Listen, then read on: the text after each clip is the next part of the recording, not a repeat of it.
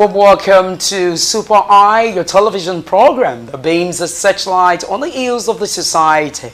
I'm Adenike Owoye Ajiboye, your host always on the program. Yes, it always feels very good knowing that you are there to watch. Well, today on Super Eye, we're looking at something very critical in our nation, Nigeria. Like they say, the importance of education cannot be overemphasized. You will agree with me that any nation that must develop, that it means that that nation must invest in its education. But in Nigeria, is this what the situation is? Today we are looking at how we will begin to redefine education. Now, talking about techniques that the Nigerian government would need to embrace in our 21st century. This is the topic of discussion today. Right about now, I would like to introduce to you my guests who we will together look at this very topic of discussion. Join me to welcome Fawehinmi Olaotan. Yes, Fawehinmi Olaotan is a communication expert. You're welcome to Super Eye. Thank you, Nike. I'm happy to be here. All right. Well, I must say that I love your looks. You're looking Jesus. So Maybe I am Gen Z. Oh, really? Maybe. Well, we'll find out very soon. All right. Right about now, we will take a short break. And when we return, it will be time for us to look at the topic of discussion.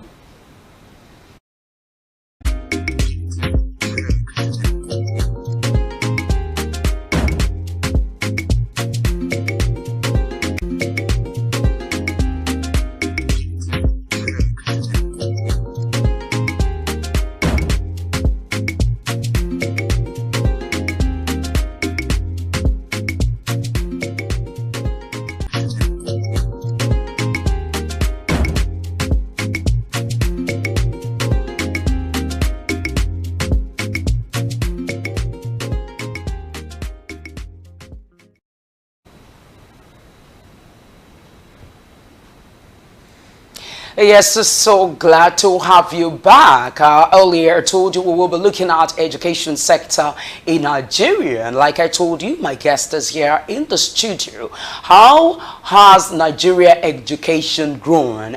Can we really say that what is being done right now meets global practice?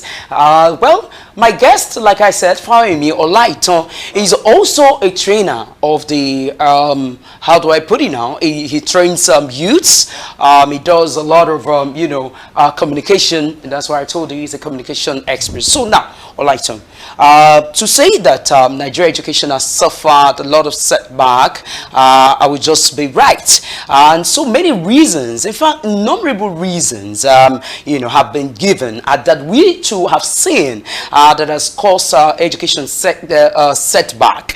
Now, what's your view about education in Nigeria? Currently, we are way behind.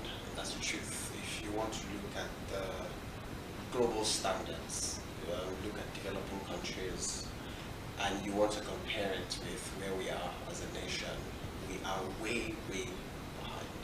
And I mean, the reasons are clear. The world has moved, right? The world has evolved, and if you really want to make an impact, if you really want to be forward-looking, right, you have to move with the world. That's it. So, as individuals, you have to ask yourself, what's happening globally? So the advantage, let me tell you the advantage we have. I mean, back in the days when I was in secondary school, the best electronic device you have is maybe a calculator. And maybe you wouldn't even use it until you're ready to do SSE exams, right? But then today, it's a different thing. You have the mobile phone, you have laptops, you have internet connection that connects you to the world. So you can see what your counterparts are doing. So if you're 15 and you're in secondary school, you can see what your counterparts are doing in other places in the world. So it's a different conversation now. Back in the days, we didn't know what our counterparts were doing. We were just going to school and reading mathematics and English. and that was it, and we felt we were on top of the world. But now it's more than that. The children that we have now have access to the world. They can see what the world is doing.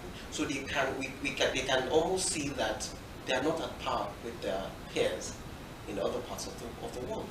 So there's a lot to do as a nation to bring our youths to be able to compete favorably in terms of creating, innovating, and doing great stuff, really. All right. Talking about creating, being creative, innovative, and what have you. But can you really tell me what you think is wrong with the education system? Because you were saying that Nigeria needs to do a lot in order to bring the youth up to speed with what is happening globally. I think that if you look at the curriculars, for example, you would see that for most courses, most institutions, it's still the same old thing that maybe we probably used when we were in school. Maybe even those who were ahead of us probably used. And if there have been any changes, it will probably be minimal. I think there needs to be a complete overhaul of what we teach our children in school. We need to now begin to include technology, AI, and other things that makes the child think. So the school curricula as it is, or as it has been, and as it is now, teaches the child what to think. So it configures you to think that, oh, if I'm able to pass mathematics, English, physics, chemistry, and biology, I'm good enough to be a medical doctor. And so you want to do everything you can to make sure that you get A1 or A or B2, I think it's B2 now, and all of that in those courses, and then straight up you're going for medicine. It's a configuration, right?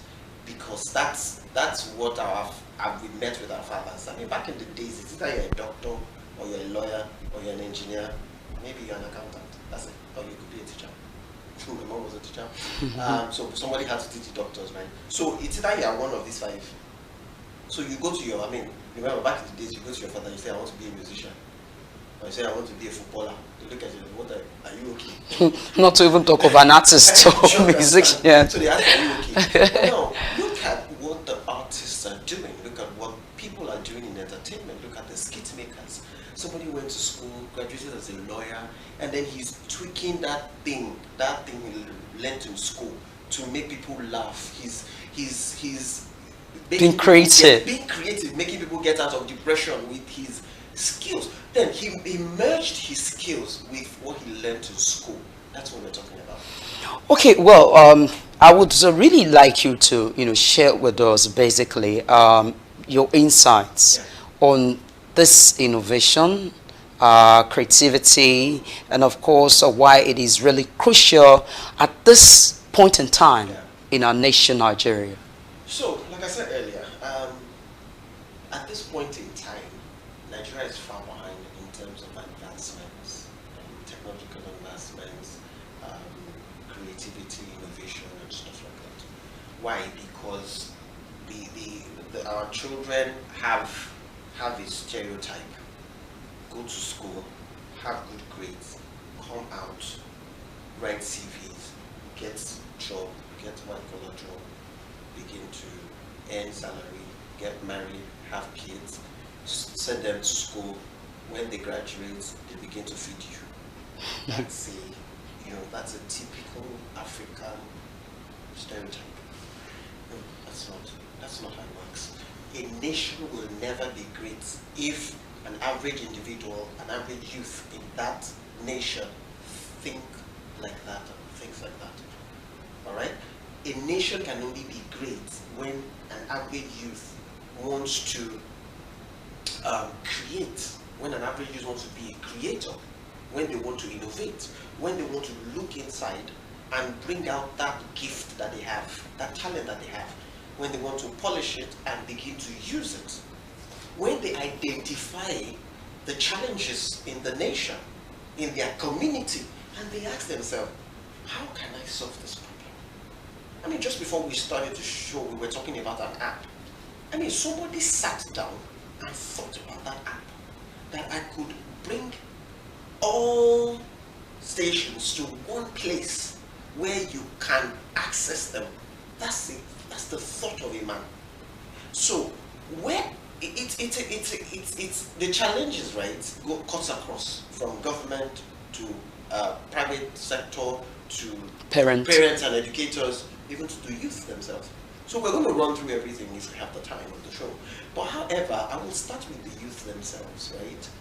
You need to disconnect as a Nigerian youth. You need to disconnect from that stereotype that tells you, permit me, for non-Yorubas, you know the song Bataria Boka. Okay. It was relevant in those days. Yes. If you don't innovate in this, your bata will not do. In fact, it will not do. As a matter of fact, is success really about whose shoe is hitting the floor? So you know, and I think that's the area you're talking about, creativity. You'll find out that so many guys like you, sometimes you just see them very simple, and you'll be amazed at their level of creativity and innovation. Exactly. You know, the thing is, you can even wear sneakers. If you wear sneakers, you will not hear the sound when you're moving about, you know what I mean? So the thing is, with innovation, we are changing the game. With creativity, we're changing the game. We're saying that, look, it is more than go to school, have good grades, come, do NYSC, come out, begin to write, I beg to apply. No. Because what you're doing is that you're joining what has been created already. You're reinventing the wheel. Somebody's creativity, innovation brought that job in the first place that you're trying to apply to. So why don't you sit down and think and say, what are the challenges around? Somebody looked and felt, Nigeria is a very funny nation. People are not happy, they are depressed. Okay, I studied law. I'm a funny person.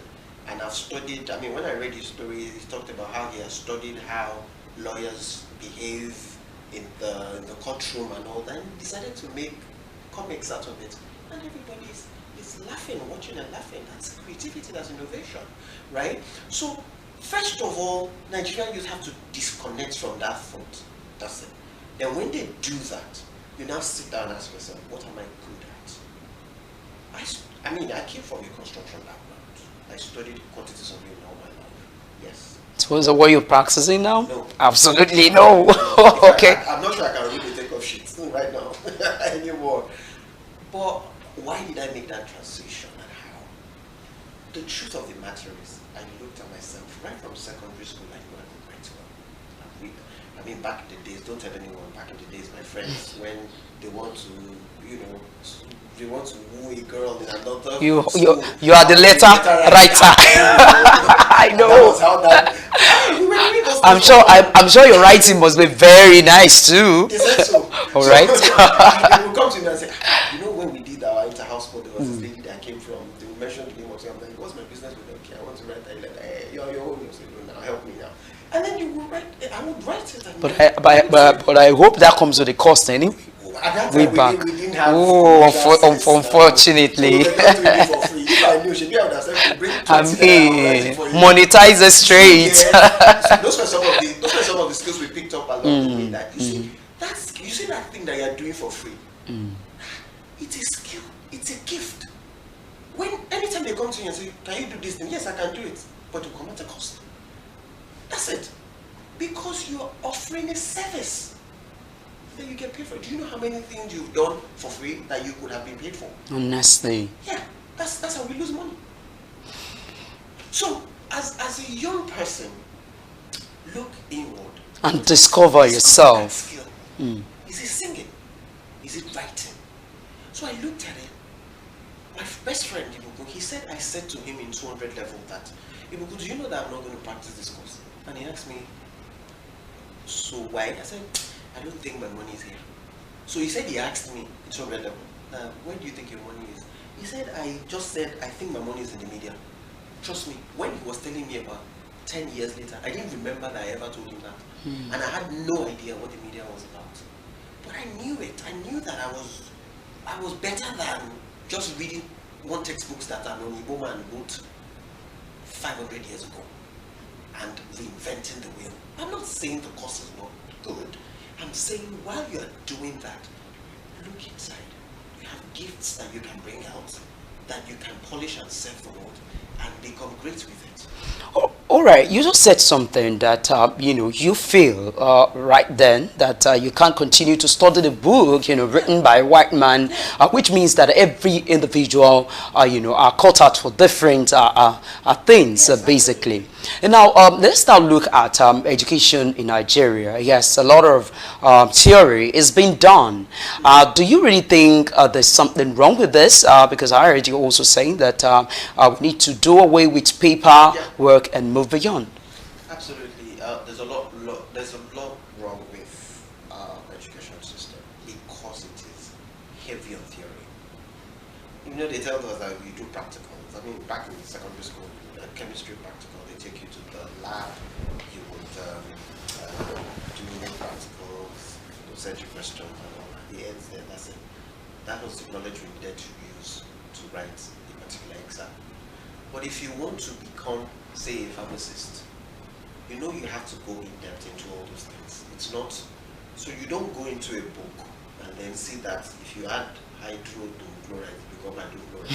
No. You go there and put the hydro in the chloride and see what it comes out, right? And so you ask yourself, what if I'm not using hydro? What if I'm using oxygen? What does it come to? See, most of the things that we know, you know, we used to say something in school, like cram lapon.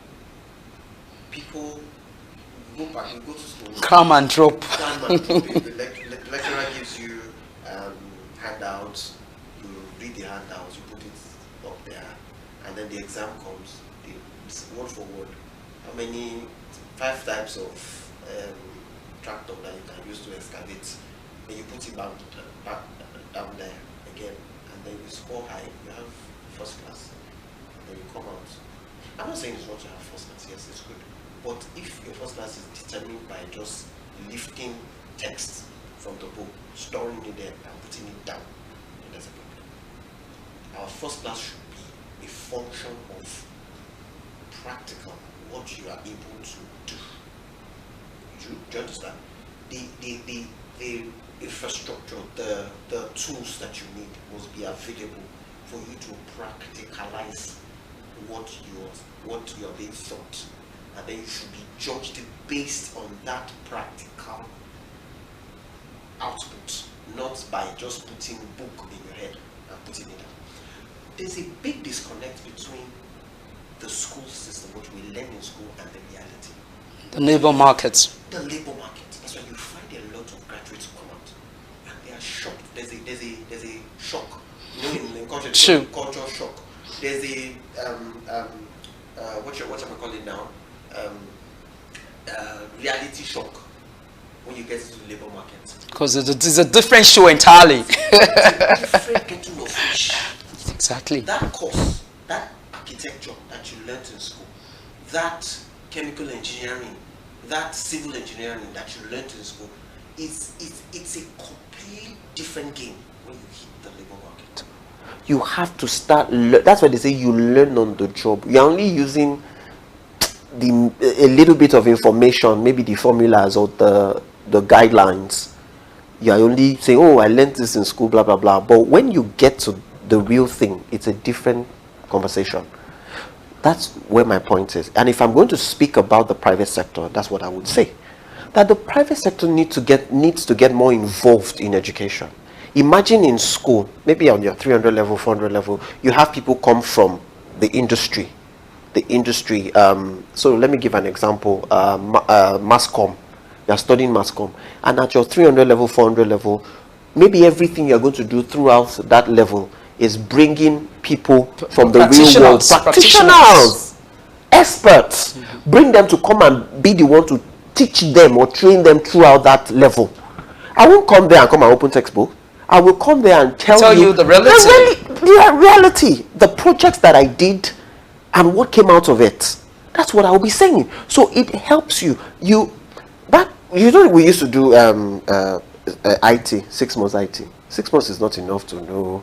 Some people don't even do it. They are in their houses and they just fill the book and they say they have gone. They did not go anywhere. Only a few people really actually go there. But what do you learn in 6 months? You go out there to learn. How about the people who are doing it coming to teach you, to train you, and to tell you the reality of the world that you are going into? It's a different conversation. So we need to change education. It needs to tone. We need to tone down on the theory, and that's what helps developed countries.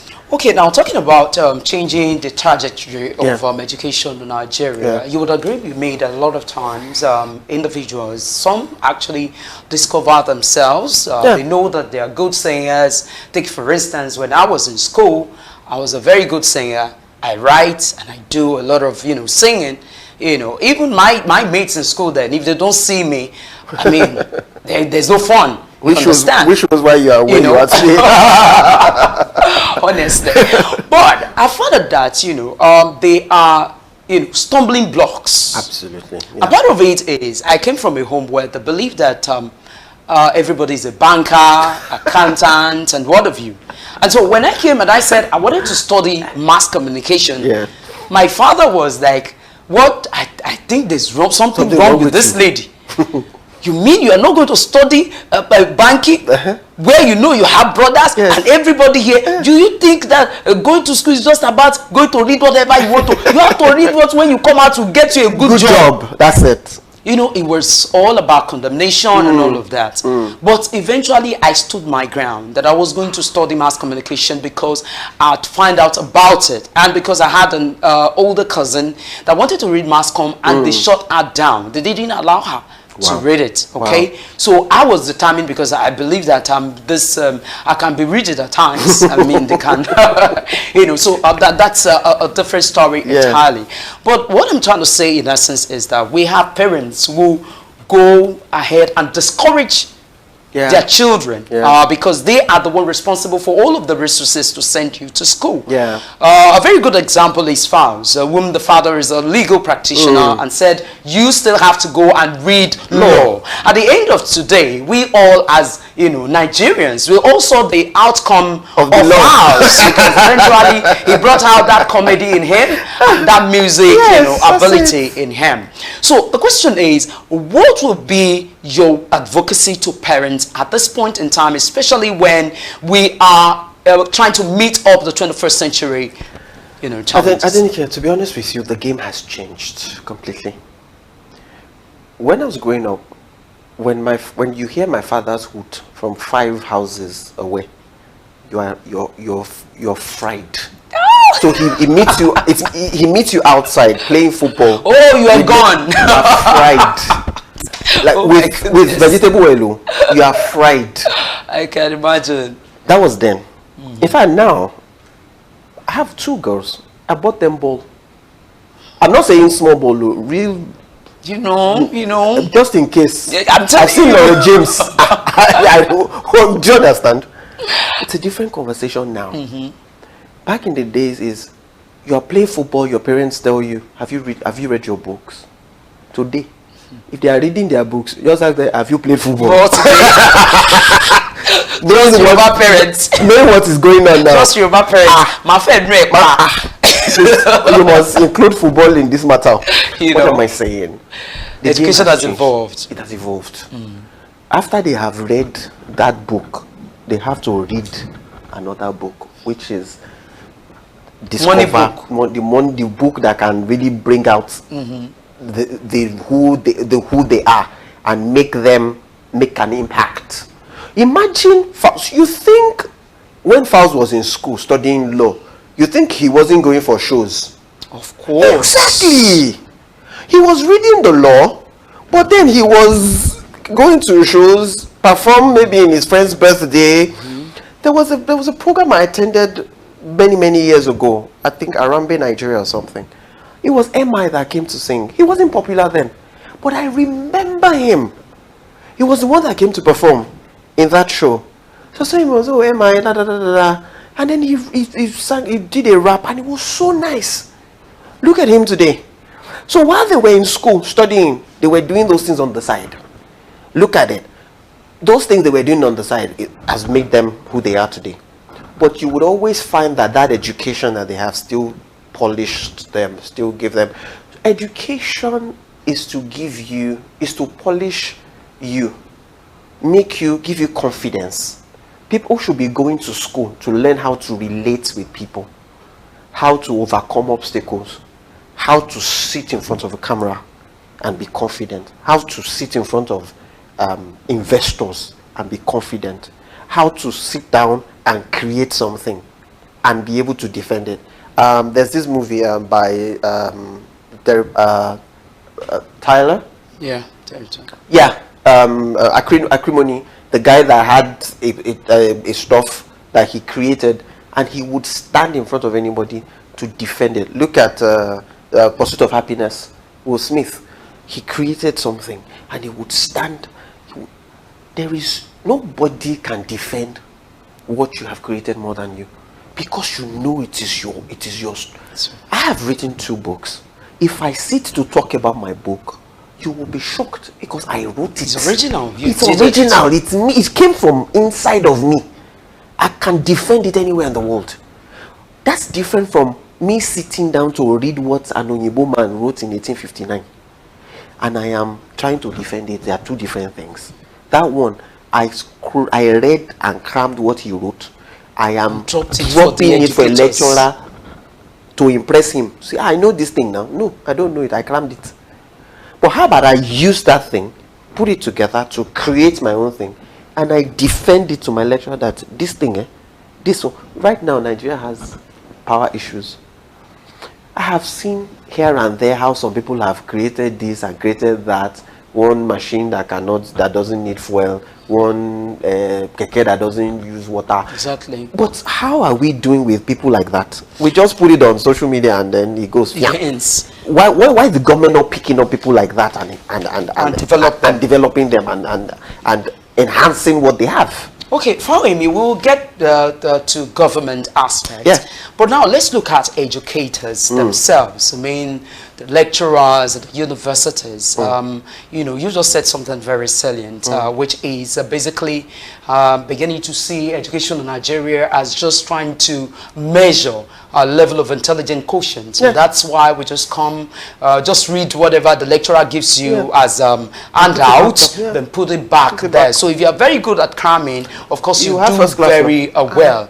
So now, how do you think, I'm talking about innovation, what do you think educators should be doing right now for us to be at par with global... I didn't care. You can't give what you don't have. Have you ever had lecturers say, I don't know how you want to have a B in this course? Have you heard that? When I hear that, I said, I freak out, because if nobody has a B in your course, they are not the failure, you are the failure. I'm sorry, with all due respect to all my lecturers. If you are boasting that nobody can have a B in your course, it is not the student that have failed, it is you. Because you are a lecturer so that they can know it, with all due respect. You are a lecturer so that they can know. If they don't know it and they don't have a B, it's to your own please. See, in abroad, okay, my wife had the opportunity to study abroad. She tells me about how they were taught. In developed countries, they teach you to know it. They teach you to know it. You have to know it. That's why if you don't pass it, it is only that course you recite. So you recite that course while you are doing other courses in the other one, but you recite that course so that you can do it again practical. They are very practical.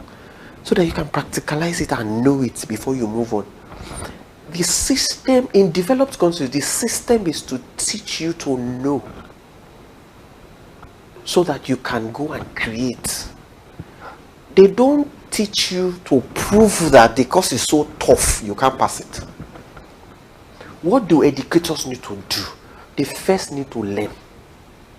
Educators themselves first need to learn. Okay. You can't give what you don't have. If I was in university and I studied quantity surveying for almost 8 years. I first did an ND 2 years, and then I went to university for 5 years. Now, all through my stay in the university, we were doing take-off sheets, ruling. We were doing measurements, because that's the key part of quantities of aim. In measurements, there's something they call take-off sheets, that you have to take a sheet of paper and rule, and then you begin to write. No, that's not how they train cost estimators abroad. There are softwares. How did AutoCAD back in the days? Architects would use ruler, scale ruler, whatever you call it, to draw plans. Then AutoCAD came. They only need softwares to draw. QSCAD came. You only need to take a drawing from an architect and throw it into your own, and it gives you all the measurements. So what somebody will sit to do in 5 days, 2 weeks, somebody does it in 15 minutes using a software.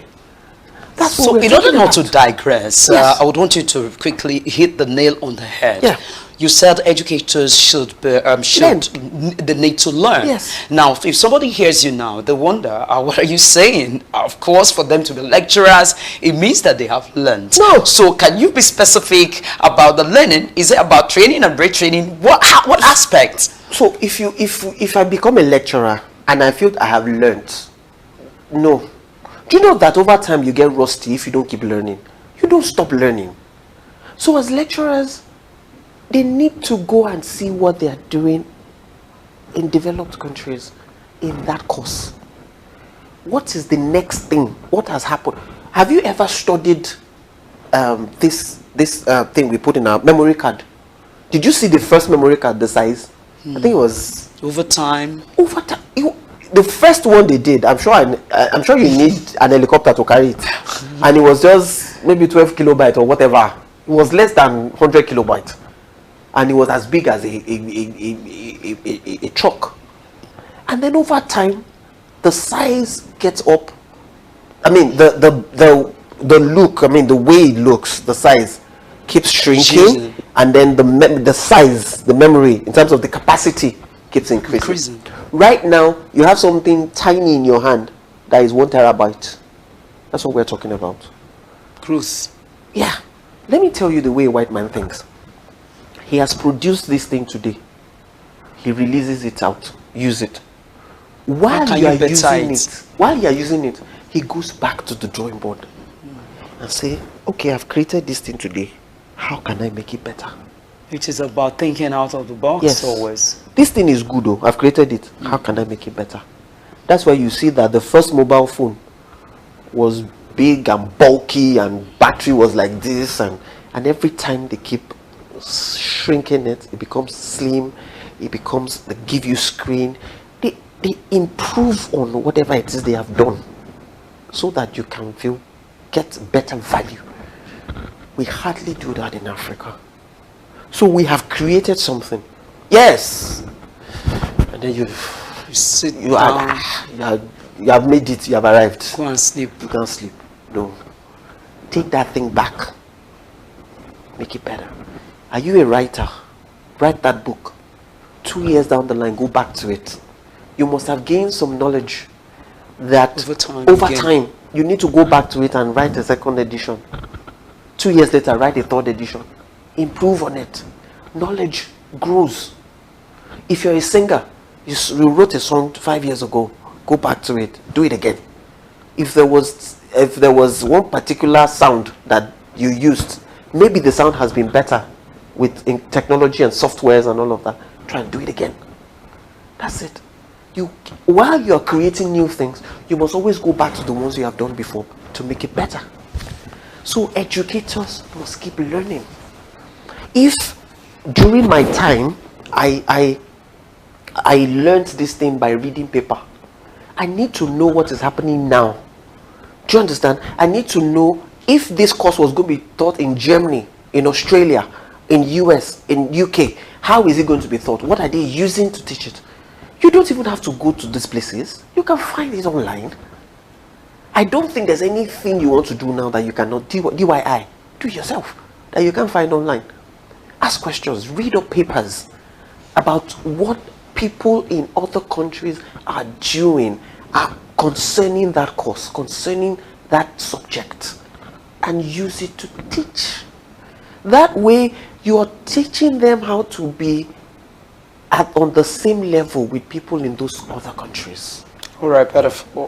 Thank you very much. Right about now, viewers, we will take a short break, but before then, of course, I remember that, pre-colonial era, Nigeria's education was about, developing your skills, ensuring that people are productive at the end of the day, whatever they've learned, such a way that they can be independent. Right. But I know that at a point in time, when the colonial masters came, to colonize Nigeria, they started looking for individuals who could read very well, who could write, and all of that, because they needed people like typists, receptionists, and what have you. So you will also tell me what you think should be done when it comes to our curricula. But part of the challenges in Nigerian education is that a lot of people who teach today or who lecture don't do it because they have passion for it.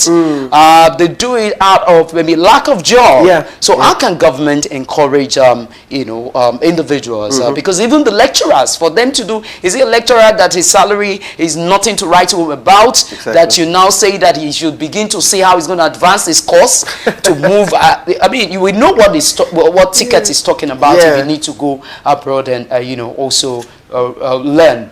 Okay, viewers, let's quickly take a short break, and we'll be right.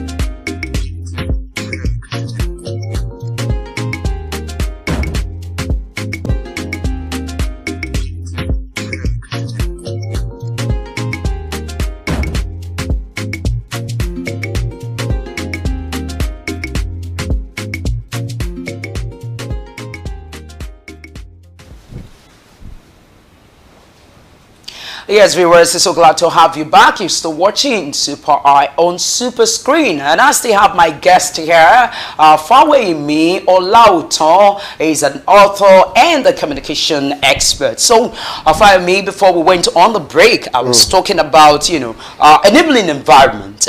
This is Nigeria. Sometimes you say this is Nigeria. You even heard something. if you're used to Lagos, there's a language like Ekolele. This is Lagos. So it means there are ways that you do things, and when you come in there, they say when you're in Rome, you behave like Romans. Thank you. So now, a book of the blame, we have talked about how parents should also encourage their children to rediscover themselves and do that which they are passionate about. But what about government? You've just talked about how the lecturers at the universities cannot continue to do things the same way. Like the saying goes, it is only a madman that will be doing the same thing the same way and expect to get a different result. And right now, in changing the trajectory, we are saying how we can advance our cause in Nigeria when it comes to education. Do you really think government itself is helping matters rather? No. Like I said at the beginning, that everybody has a part to play. And I think we've mentioned on the youth what they need to do. We've talked about the parents, and we've talked about the educators.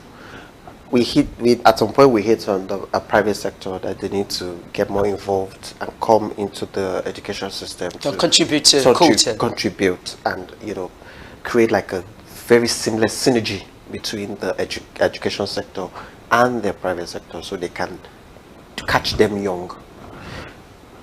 The government has the bulk of the biggest bite of the pie, really, because they built the schools. They change the curriculum, or they have the power to change the curriculum. They employ the lecturers. They create the environment, whether it is enabling or not, create it for the students. Tears was going to come out of my eyes one day when a lady that we used to work together when I was working in the hospitality sector, she was one of the those who serve food at the Food vendors. yeah, it was an eatery, so one of those ladies. So when she, at some point, she resigned and she went back to school. Yeah.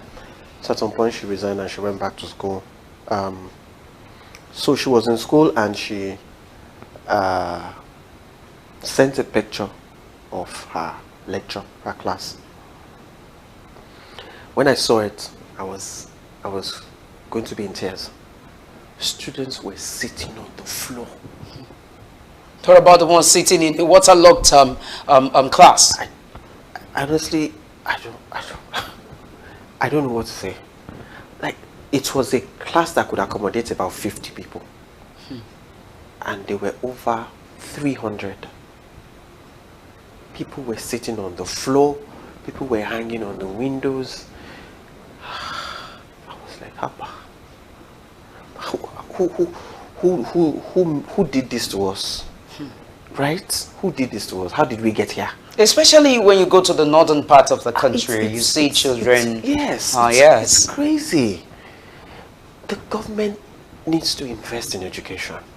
First off, if government needs to invest in education, yes, what aspect is most crucial at this point in time?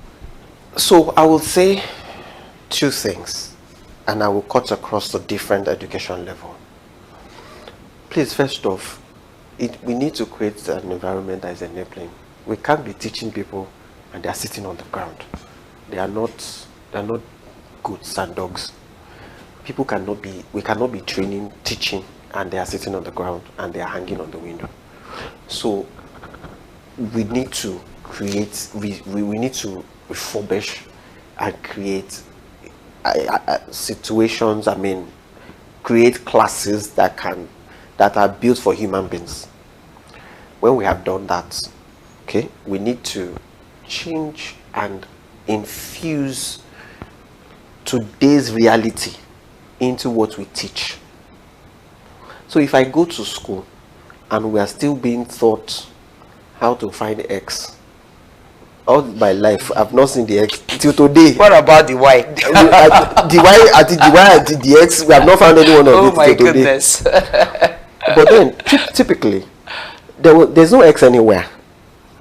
What they were trying to teach us, the X that we were looking for in school, is the fuel price that you find difficult to buy today. Is that food price that is going up, right? Is that electricity that you don't have? So they will tell you two simultaneous equations, solve it. My advice to Nigerian youth today: we don't have electricity, solve it. Our food is going up. Why? Because we are not investing. There are no advancements in agriculture. Nigerian youth, solve it. But sorry, yes. I have to interject you there. Sure. If you say that Nigerian youth should solve this, solve that, I'd like to tell you that a lot of Nigerians are highly intelligent people. Absolutely, yes. And a lot of them have provided solutions, yes, because basically all we are talking here is about being a solution provider. Yes. Do you know that many people have come up with different innovations, yes, but the lack of resources is a limitation. Yes. So now talking about how government can help, the truth of the matter is a lot of people they've come up with different, yes, innovations. Yeah. I saw secondary school students, I think the ones from Girls College, about 2 years ago during LCCI, one of their summit, they produced something that was, extraordinary power generating, thing. Yeah. But till today, I'm not sure they're being encouraged. So could it be that there's need for government to have a particular fund somewhere that when people bring their ideas, what they can do, they go there? If it's going to be a loan or something, how should government begin to support good ideas, creativity of the citizens? Fantastic. So for government to come in, I like the point that you have made, and it's very valid. So when I said that there are issues that needs to be solved, that's the start point. There are issues. We as youth need to be creative to create the solutions to the challenges. That's the first part. Now, going back to your point, some people have created stuff, a lot of things. I mentioned it earlier, how people have created different things in different places in Nigeria. But those things never see the light of day. Why? Because there are no encouragement. So, when those things, first off, we start with the challenges. From the challenges, we move to say, who is going to solve this problem? Ourselves. I mean, the white man will not come and solve our problems for us. Otherwise, we'll just be paying through our nose, like we're currently doing. They solve our problems, we pay through our nose. We carry what we have here to them. They help us to do it, then bring it back to us. Then we're paying through. Yeah, that's what's happening. So we're creating stuff, but nobody is saying it. We can't stop creating. We have to keep creating. Now, in the creation, right, while we are creating, we also need to understand that as we are creating, the government has a part to play. It is our part to create solutions to the challenges. It's the part of the government to support what we are creating. So it was actually a build-up when I was talking about there are challenges in electricity. Nigerian youth solve it. There are challenges in education, in fuel, in food, solve it. When we have solved it, that's when the government now comes in to support whatever innovation that is being created. So when I say government, don't think of Aso Rock, don't think of Abuja. So for example, if I was in say Ado Ekiti, I don't think that I need to write Abuja federal government that I've created an aeroplane that does not need fuel, that can work on water. Ado Ekiti, where I am, has a government now. Where I am, my locality, my street, has a local government. That's where it starts from. So we are so quick to hold Abuja at the Jukula. Are you holding the person at the grassroots? At the grassroots, are you holding them responsible? Because that's where it starts from. So if they see it and they buy into it and they escalate it to state level, so if state level cannot handle it, then you escalate it to federal. But how are we even doing at the grass level? How are we doing in terms of government at the grassroots, rather? How are we doing? So the government has a part to play, but it has to begin from the grassroots. I'm not sure how many people know the name of the chairman of their local government, but everybody knows the name of the president and the name of the governor. Yeah, because that's where the importance is being placed. But it starts from the grassroots.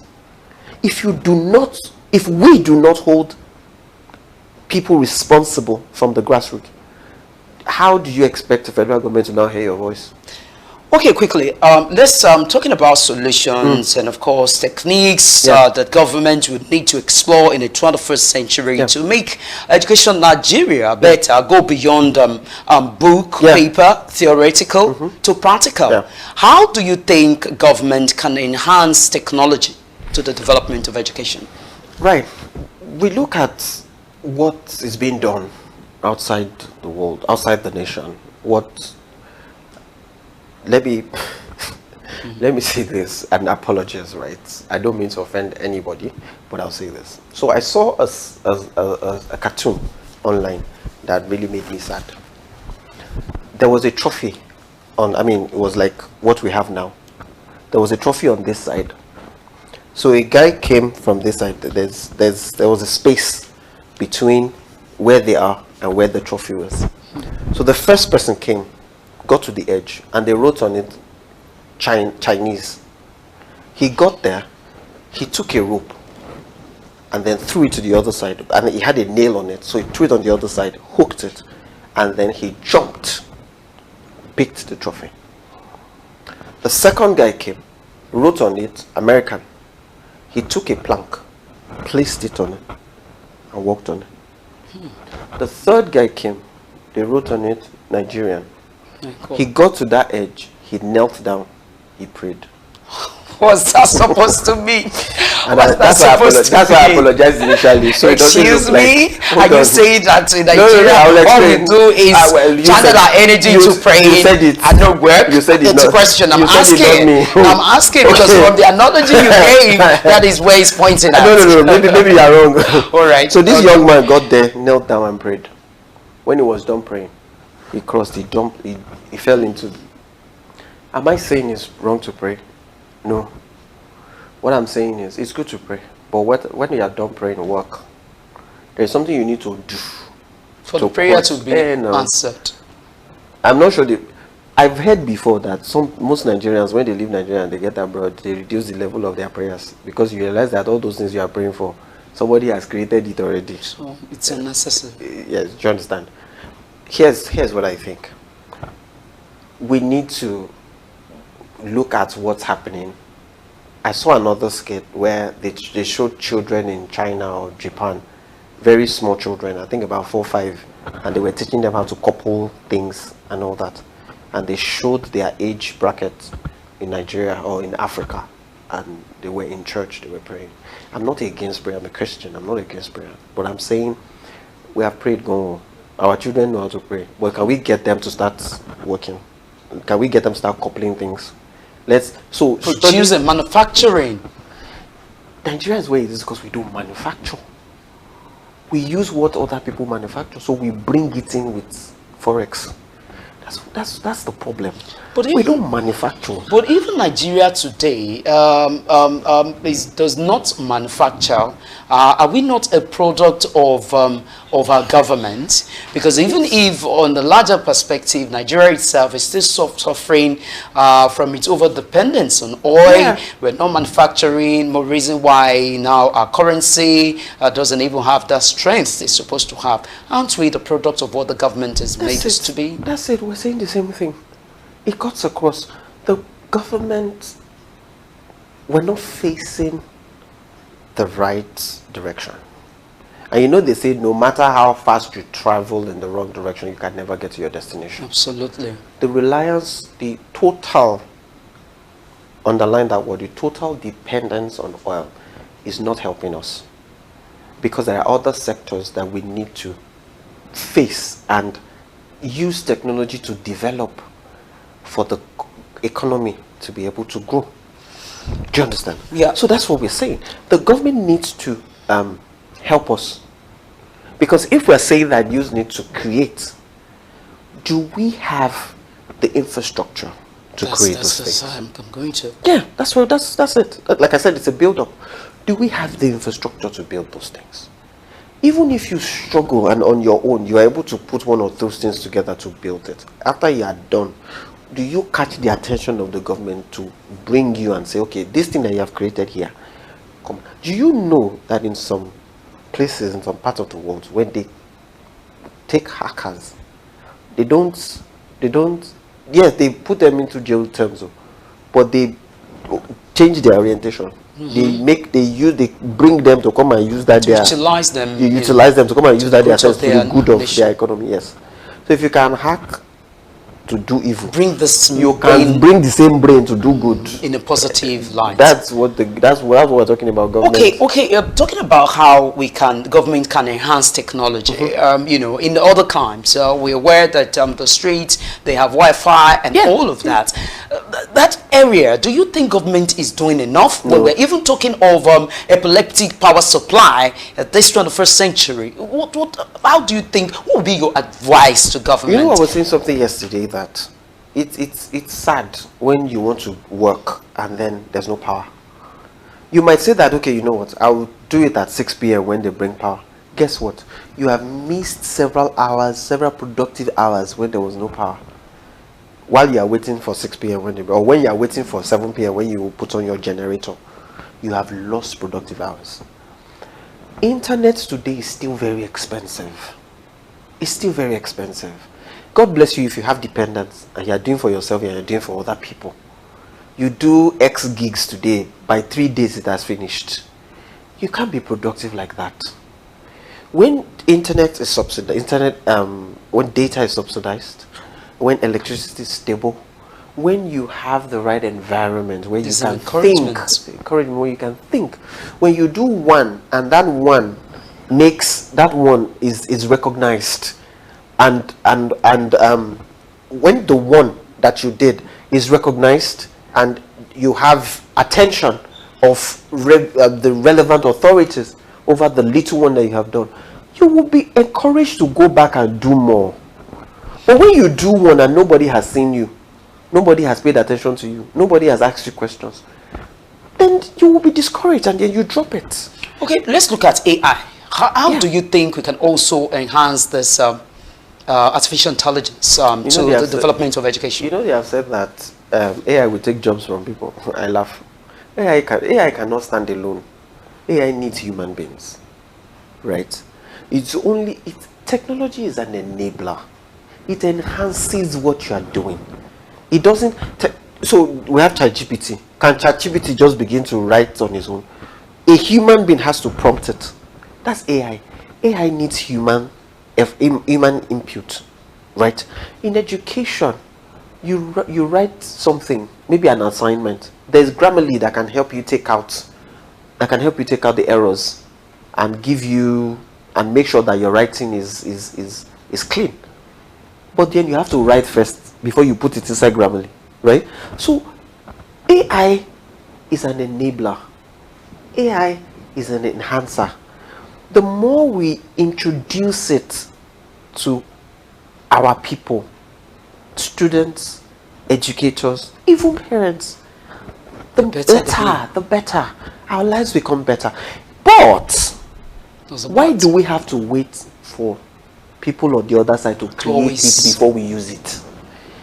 Do you understand? All right. So if we begin to think of challenges and think of solutions, and we have a government that can support it and bring it out and help us to create an environment where it can thrive and help us to enhance it, blow it up, who says that we cannot create an AI tool that other people in the world too will take advantage of and use?